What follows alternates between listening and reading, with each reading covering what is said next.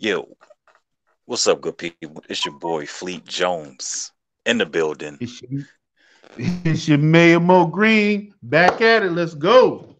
What's up? Yeah, that's what's up, man. It's straight up talk, bringing you that real relationship talk today. And the topic today that we kind of want to touch on is when is enough enough? And I want that to set I want you just to think about that just for a second, because I'm pretty sure that we've always been in this type of situation where sometimes we may feel that we've been taken advantage of, or we just don't know how to get out, just like the movie Get Out. um Oftentimes people, we tend to idolize the things that we want, because relationships, we tend to want to be vulnerable. We want to be at risk when it comes to like certain emotions or for just someone.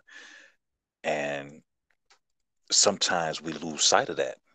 Sometimes we focus on that abstract thing that got us to that person or got us in that relationship, and we tend to just stick on that no matter how bad the relationship goes or how abusive. And this doesn't necessarily mean physical abuse, but there's still emotional abuse, there's still financial abuse, there's so many different other abuses that often we just don't really think about. So today's topic, man, when is enough, and hopefully we come out with the conclusion or some things to help too. So Mo, what you think about this? Man, my thoughts. When enough is enough, man. There's a few things I feel, and I'm gonna speak for myself, and some men might agree with me, some not, but there's some things that where it's levels to it. There's Hmm. levels to everything, but there's levels to when you're fed up. Okay. So, for example, a non loyal factor. When you're non loyal, that's when enough is enough. Hmm. You're not loyal. So, where's the trust? Where can I feel that, I can confide or feel that, okay, you got my back? That's a deal breaker. Stealing. You can't steal from me, man. You can't steal from me. I mean, stealing is like one of the greatest sins. How can you Hmm. steal from me? I think that is the straw that broke the camel's back. Hmm. Being sneaky, Hmm. sneaky. Like the point of trust level when you're sneaky, it just breaks and violate that comfort zone. Hmm. Give you an example. I leave my phone on my bed and I go to take a shower and you running through my phone. Hmm. You digging in emails that you ain't supposed to be in. Just that boundary is being crossed. You supposed to be cleaning up my house, but you digging through my GTD box. You know what I'm saying? Stuff like that. But what's mine is yours. No, Everything no, should no, be no, out in no, the no, no, open, no. right? There's certain things that are yours, and then minds. It's a boundary. There's some things that we have to keep to ourselves, and when you go ahead and you cross that boundary, I feel that that's enough is enough. Bad behaviors, Hmm. excessive bad behaviors, where Hmm. like you too damn grown to be doing the same stupid shit, fucking up. Excuse my French. I don't want to, but I'm saying bad behaviors at a grown age, the same ones, and it's excessive. Nobody got time to be talking to you like a child trying to straighten you out. Yeah. Uh, clash in communications. Like when you're communicating, if we're constantly clashing, now you might not see it my way, I might not see it your way, but just the understanding that okay, you have a way of looking at it, I have a way of looking at it. Let's agree to disagree. Hmm. When you don't have that classic clash of communication all the time, That's a deal breaker. Yeah. Two more. Yeah. Two more though. I'm gonna hit you with two more. Selfishness. When you're selfish, like where it's like my money is your money and your money is your money, that selfishness I can't do. I Hmm. can't do, man. And like I said, going back to the last part, levels to disrespect. You know what I'm saying? Like there could be I understand on miscommunication, I understand on heated blood, but when you've reached the all-time level of, disrespect, that's a deal breaker, man. That's when enough is enough. Those are my lists. But go ahead. Let's hone in on that communication, because that's a problem in a lot of relationships. Hmm. Communication and understanding. So in every relationship is going to be miscommunication. So where's the safe space? Where's the safe spot to disagree on those aspects? Because like you say, it's different levels to it. So you may be on certain one level on a subject or topic or disagreement. She may be on another level. So This is she true. won't understand where you coming from, because say you will based in knowledge on that, and she is not, or he is not.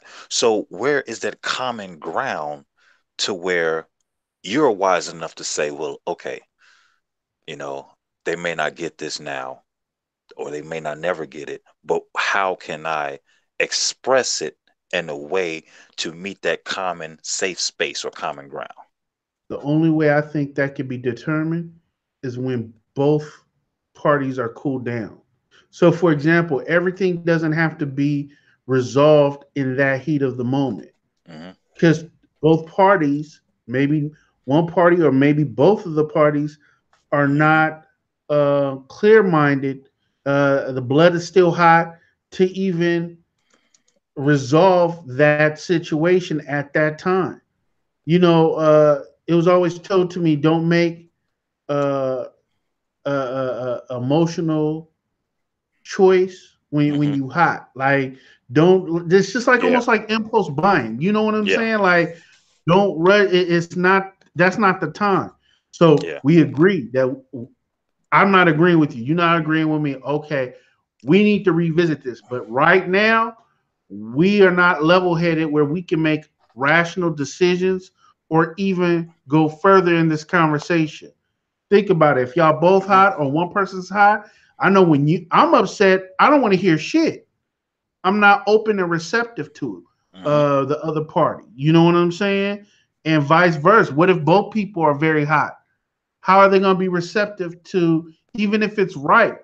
Even Yeah. if that other party's right, they're not going to hear this because they're in a situation, or they're in a emotion where it clouds their better judgment. Hmm. Yeah.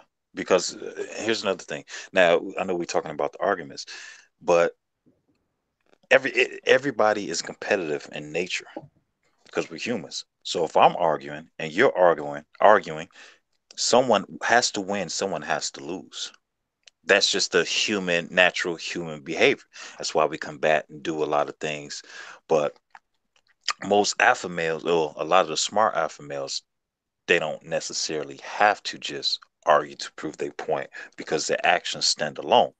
So when it comes to arguing or getting your point across, my thing that I tend to do is this: you know what? I'm going to write it out, Mm. because me speaking Hmm. might not portray the correct intent that I would like. But if I sit there and write something down and give it to you, it at least give you a choice to either make your own perception or conceive the perception and intent that I'm trying to portray and what I'm writing, or the problems or the issues that I'm giving.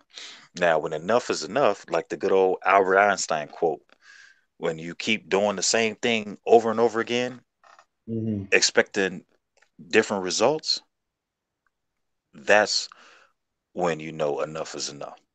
Mm. So if you're in the same position, you keep bringing up the same topic, no matter what it is. You discussed it. Okay, didn't understand it then. But when it takes three, four times and nothing's changing, and we're talking civilized conversations, not just uh heat of the moment demand. Because a lot of people, a lot of relationships, when they do demands. You meet somebody for the first time, this is what I demand. These are my likes, these are my dislikes. I don't want to consider what you got going on, but this is for me. That's a lot of times how dating normally starts. I like these things. I don't care what you like at this point in time. I need my needs met first. Which relationships in the beginning, it needs to be some type of common ground to begin with. And it's almost it's almost like a contract. Hey, you got these things you don't like. I got these things I don't like. Let's try not to break these. Things are put out in the open first. And a lot of times we, as men and women, don't often do that. Or we may try an attempt, but it's not expressed in a proper manner that it needs to be in. So that's when relationships, fall. But the topic is when enough is enough. But do people know when enough is enough? Because I think that some people hold on because they may not properly express their wants and desires, and they continue just to try, and they just get caught in that cycle. Okay, so my question is, you're saying holding on to like you say, what is your point by as far as like why the reason they're holding on? You saying, or are you Well, yeah. asking? I'm kind of lost. Well, a lot of this be frank. A lot of women have happened before want to just hold on because of time. Mm. We Eh, spent 8 years, 5 years, which maybe you was only in a relationship, maybe exactly two, but you known them like 7 years. They go tack on that extra 5 years as relationship. I'm just being real, no, no, I'm and it's laughing time. because it's very true. It's very true, and I also think that they hold more on to memories. Like Oh yeah, yeah. let's just say that out of those, let's say 8 years, two of them were great. Hmm. They'll hold on to that pro of those 2 years being great Uh huh. and the rest of them 6 years being garbage. They won't even Yep. think about the 6 years. So they'll think Yep. like, oh man, this memory that's embedded in my mind, in my soul, I don't want to let go. So that's why they hold on. Hopefully, if I hold on long enough, it can get back to It those great 2 years goes that I back. had. You know what I call So, those? I call those love markers. I call hey, it that's in real. my book. I call That's, those love markers, mm, and the reason why they're love markers because it represents points and times where we felt the greatest. That's like our Hall of Fame moments. You know, uh, who's going to deny Jordan's ability and his Hall of Fame moments? You can't. mhm, That's written in mhm. stone. That's written in time. So, but we can't just hold on and just say, "Hey, he's going to forever be the greatest person of all time." We can arguably say that, but still, but that's just not possible. We don't know what's next. So in relationships, you don't know what's next. Right. You But never you know what's what next. bringing it to that scenario you just brought in as far as Jordan, right? Hmm. And this is how both genders have this common denominator. Okay, it's a feeling. Hmm. It's a emotion that keeps you connected or hanging on. Hmm. Let's use that scenario you used with Jordan. People, let's just say, might not even be sneakerheads, but because they were alive, they seen Jordan when he was playing. Hmm. That feeling that they got, fellas, Oh. that feeling that they got Hmm. when Jordan was just dunking and he was going crazy and gyrating and shit. That feeling right there makes you feel some kind of way. It's a memory, it's an emotion. So when you get those shoes and you put it on your feet, it might bring you back to a time where you saw that game, Mm-hmm. or it connected to that. So it's a memory, it's a feeling, it's an emotion that you Man, capture and you hold dear. You know what man, I'm saying? you about to make me go deep because you just made me just think of just something completely just deep into it, man. Because that means that we're programming ourselves. We're programming ourselves just with that example. Just like McDonald's, you see those gold arches as a kid. Yeah, and That's why hey, y'all people better give me face. a Hey, check. Yeah, y'all better give me a check. hey, man, stop showing that, man. Hey, hey, stop showing that, man. We ain't getting no money from them. Yeah, yeah, we ain't get no money. We ain't get no money. No money. Please stop. But Go ahead, we're, man. we're programmed. Like as a child, we see that. Then when they put the playground in, that was just happiness. Those arches Exactly. represented happiness. Right. No matter how good their food was, we used to go eat there, but happiness. We went there and had a great time. It was programmed in us to have a great time there. And guess what we do now? Take our kids there now for the Right. same type of impact. It was programmed. So those love markers we're holding on to are programming us to almost stay in the same situation. I'm with you on this. Let's use that scenario. Uh-huh. Let's use that scenario. We've all had a messed up order at McDonald's. Yep. We've all had a messed up order, right? Mm-hmm. That messed up order didn't overshadow the great memories that you might have had, right? Mm-hmm. You see It, what I'm it didn't. saying? So this coincide to what we were talking about and holding on to. We're holding on to that great memory.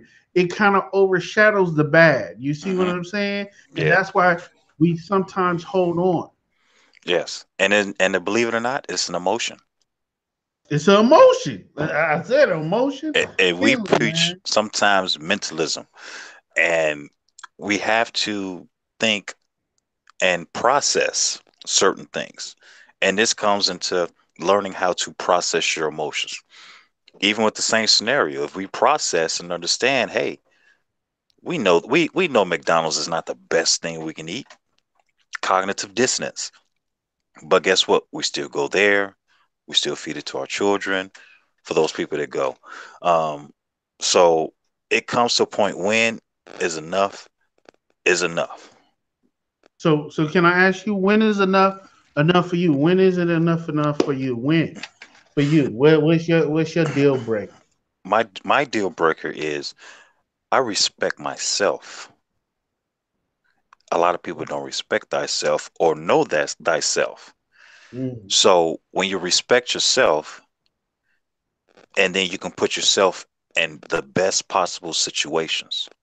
mm-hmm. So Okay. since I respect myself, I'm not trying to hurt myself. I'm not trying to hurt anyone else. But first, what's one of the laws of the universe? Self-preservation. Self preservation. It's just like if you're drowning, I ask this question when I do lectures. If you're drowning and your child is next to you drowning, who do you save first? You know, the first they say, I save my child. Well, guess what? You're both dead. You have to save yourself first before you save the Right. next person. Even when you're on an This is airplane, what do they tell you? Buckle up. They save yourself first. Put your right. stuff You on got to put first on your mask first. Right. before you focus on someone else. But a lot of people don't understand that process. It's about mentalism, using and thinking about that process. And hopefully, if people just understand how just to process certain things, and it takes practice, just working on process. You can just small things. Work through the process. Scientific method. That's a process. It's just certain things that we can do just to focus on that and work on that in certain vulnerabilities. And and one thing you said in the beginning, you know your boundaries. It's like you created like, okay, if this happened, this happened, this happened, this happened. I I don't like it. Those are Mm-hmm. my triggers. So that's identifying certain triggers that's a no-no. Now, when they come, guess what? You can process it and see, hey, is this ultimately what you want to deal with or continue? Because you still have a choice. Right. So Right. because Right. back to self, you still have to address certain things to yourself and filter certain things out. This happened.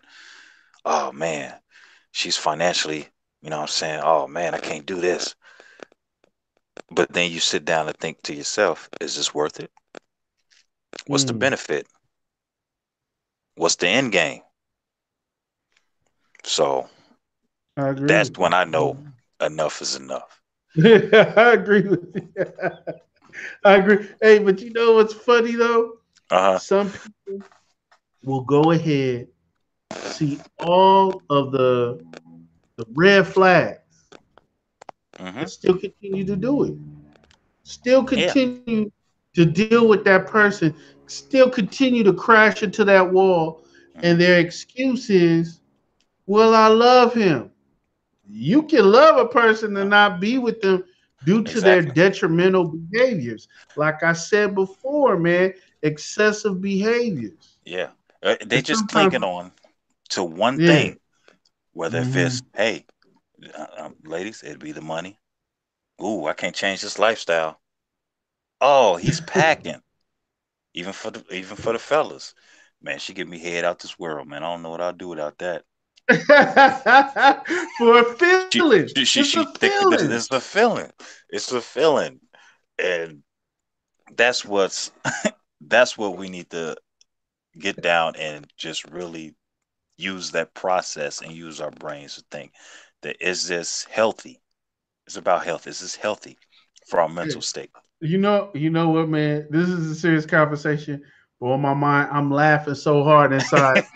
I'm thinking, Because we had experiences like, no, dude, like, no. Look, off of House Party 3, where that fool Bernie Mac's like, oh, they used to call a jawbone.